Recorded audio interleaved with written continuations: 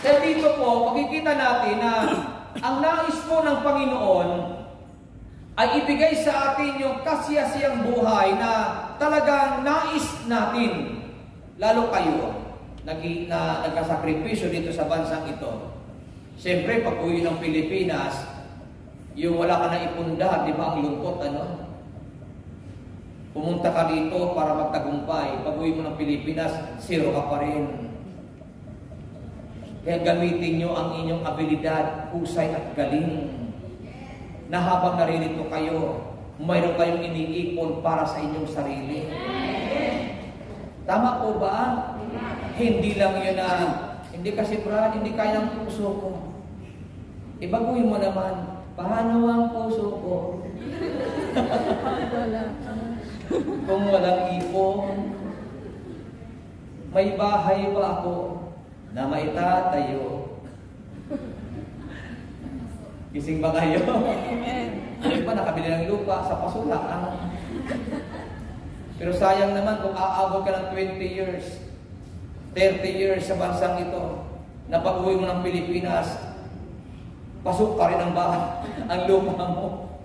O di ba? Bakit nangyayari yun? Kasi hindi natin ginagamit ang ating abilidad. Ang husay at galing na ibinigay ng Diyos sa iyo.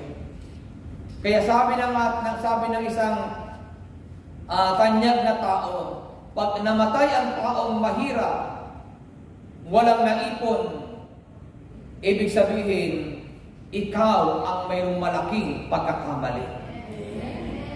Kaya tingin sa katabi. Tanungin mo katabi mo, ikaw, may naipon ka na ba?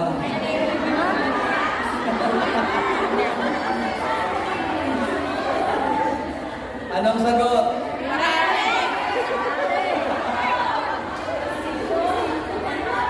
O sabi ng iba, marami daw, kailang resibo ang naipon. Maraming resibo. Right management. Amen ba? Alam ko naman, ang iba ay talaga nakapagpundar na para sa kanyang sarili.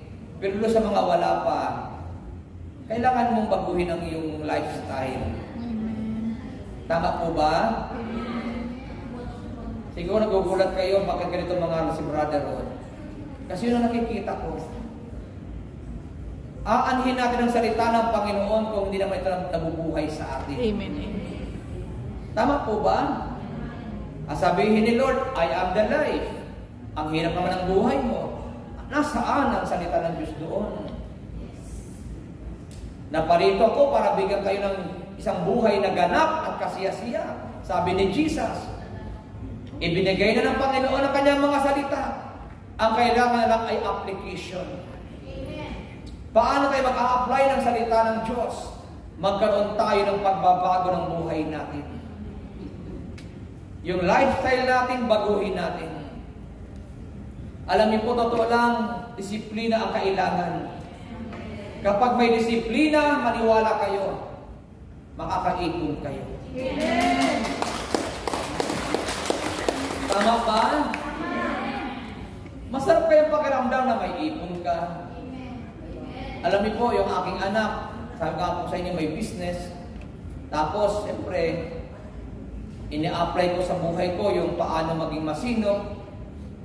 Pag may blessing, nakatabi.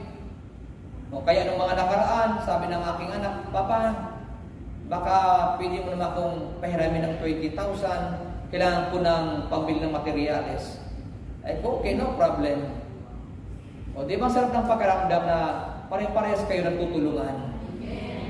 Nagagamit yung abilidad ng isa't isa. Amen ba?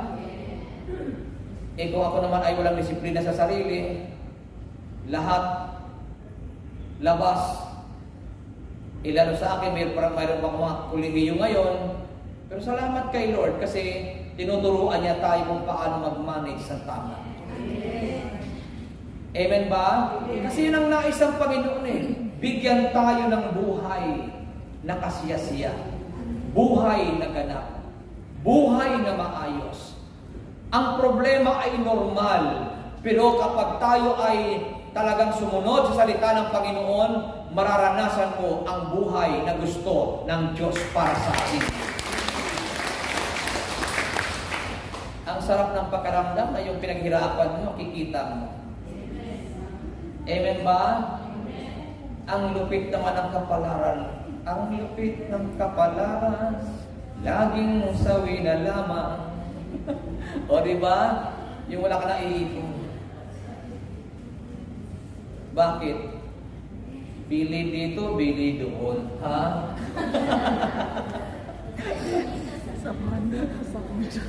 Hingi dito, hingi doon. Ha? Alam niyo po, hindi masama ang tumulong. Pero kung inaabuso ka na ng iyong tinutulungan, turuan mo ng tama. Tama po ba? Halimbawa, nakasandal sa iyo lahat. May mga pamilya na yan, turuan mo naman sila. Kasi ang buhay, hindi natin dapat kinukonsente ang alam nating mali. Tama po ba? Kasi ikaw rin ang kawawa pagdating ng araw. Na-share ko sa iyo ang mama ko. Nung nakaraan, kausap ko yung mama ko. Kinukumusta ko siya. Kasi yung mama ko nasa 80 years old na rin. Noon, pag tumatawag ko sa kanya, sabi sa akin, anak, magkano kailangan mo? Sabi ko, ma, hindi naman ako tumawag para manghingi sa iyo. Sabi sa akin kasi, mga kapatid mo, pagka tumawag, ito gan ang kailangan. Sabi ko sa kanya, kaya ako tumawag kasi kung kumustahin lang kita, may ipon ka ba dyan? Nakakapag-ipon ka ba?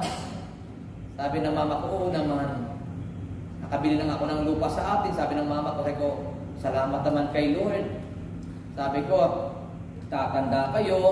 Pag matanda na kayo, kailangan mayroon kayong savings. May ipon kayo. Kaya yung mga maya-maya, yung mama ko talaga namang mararamdaman mo na mangiyak-ngiyak. Kasi yun naman kailangan natin eh. Lahat tayo dito ay tatanda. Tama ba? Tatanda at lilipas din ako, ngunit mayroong savings na kaibon din naman ako. O diba? Lagi yung iisipin na tayo ay lilipas. Huwag yung sabihin na habang buhay naririto kayo. Ang nais ng Panginoon, buhay na ganap at kasiyasiya. Buhay na maayos, buhay na maganda. Kaya pag-uwi nyo ng Pilipinas, kailangan yung buhay na maayos at maganda ay makita natin. Bakit? Kung dito panay pagdurusa, pagtitiis, pati pa naman pag-uwi ng Pilipinas, pagdurusa, pagtitiis pa rin. Wala na bang katapusan? Amen ba? Amen. Kasabihin mo sa katabi mo, sa piling ni Lord, mayroon tayong magandang buhay. Naniniwala kayo? Si Jesus ang daan, si Jesus ang katotohanan, si Jesus ang buhay. Sa Kanya tayo magtiwala at asahan natin lahat tayo ay laging magtatagumpay. Kaya tayo at tayo ay lumapit kay Lord. Hawakan na po ninyo ang inyong mga daladalahan. Yakapin niyo po yan. Thank you, Lord God. Thank you, Jesus. And everybody close our eyes. Let us both observe the presence of God.